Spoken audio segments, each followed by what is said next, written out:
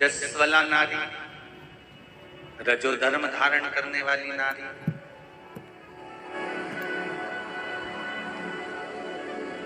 पांच दिन, 4 दिन, 3 दिन, 7 दिन बन सके, जितना बन सके, क्योंकि आज के जमाने में बाहर सिटियों में, बाहर शहरों में बहुएं रहती हैं, घर में केवल पति है, पत्नी है, छोटे बच्चे हैं, काम कौन करे। तो माताएं उस समय पर भी भोजन का निर्माण कर लेती हैं, बना लेती हैं और पति को खिला देती हैं। ये श्रेष्ठ नहीं।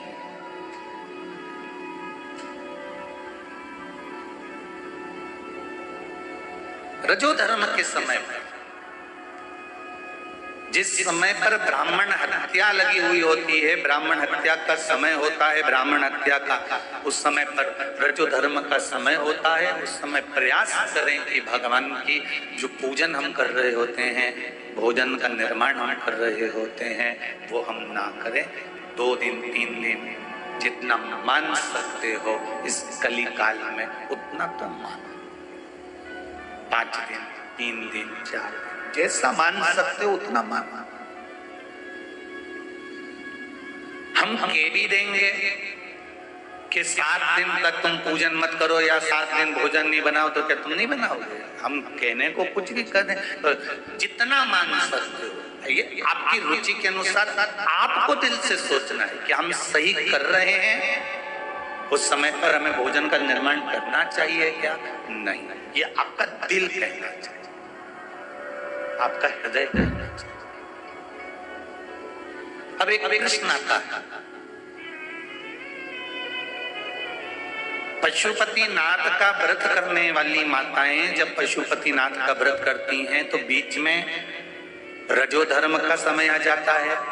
उस समय पर पशुपति व्रत करना चाहिए कि नहीं करना चाहिए? शिव महापुराण की कथा कहती है, और पहले भी आपको कहा, शंकर जी के मंदिर नहीं जाओगे, दिए नहीं लगाओगे, प्रसाद के 3 हिस्से नहीं करोगे, और उस दिन शंकर के मंदिर में जाकर पूजन नहीं करोगे। हाँ, व्रत रखना पड़ेगा। एक समय भोजन जो आप करते आए हो, ये हो सकता है कि शाम का भोजन तुम सुबेरे कर सकते हो, पर नियम उसका क्रम न टूटे, इसलिए व्रत रखना जरूरी होता है, उसमें पूजन नहीं।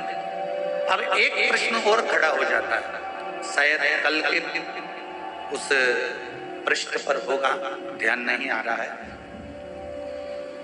कि रजो धर्म के समय पर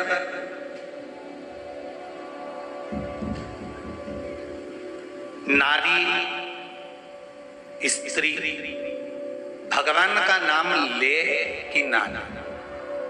और रजो धर्म के समय पर एकादशी पड़ जाती है, कभी तीज पड़ जाती है, कभी चतुर्थी पड़ जाती है, कभी कोई बड़ा त्योहार पड़ जाता है जिसमें व्रत करना स्त्री को बहुत जरूरी होता है, तो वो व्रत करे कि ना करे? अगर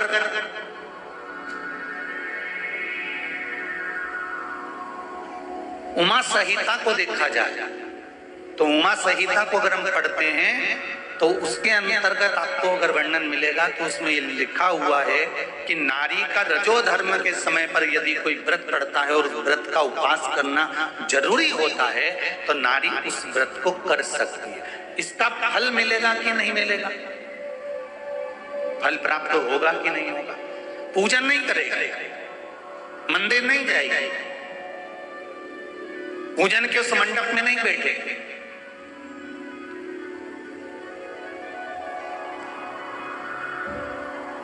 पर यदि व्रत धारण कर लेती है और व्रत धारण करने के बाद में जब उसके 7 दिन पूर्ण हो जाते हैं, तो 7 दिन पूर्ण होते से भले उसकी जेठानी ने पूजन करी, भले उसकी देवरानी ने पूजन करी, भले उसके परिवार वालों ने पूजन करी, ननन ने पूजन करी, उसने पूजन नहीं करी, पर उसने व्रत धारण करा है। और व्रत धारण करा तो 7 दिन जैसे पूर्ण होते हैं, परिवार का व्यक्ति जिस तीज की पूजन को, चतुर्थी की पूजन को, छठ की पूजन को, सप्तमी की पूजन को, नवमी की पूजन को कर रहा होता है, उस पूजन का फल 7 दिन बाद इसके खाते में भी आ ही जाता है, अगर व्रत रखती है।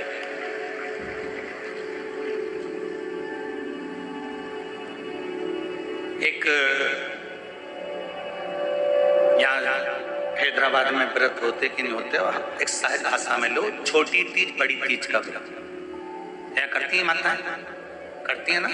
अब छोटी तीज बड़ी तीज का व्रत आ गया, उसमें बीच में किसी नारी का रजो धर्म आ गया, तो वो व्रत करेगी कि नहीं करेगी? जम के बोलो जरा, करेगी ना व्रत। तो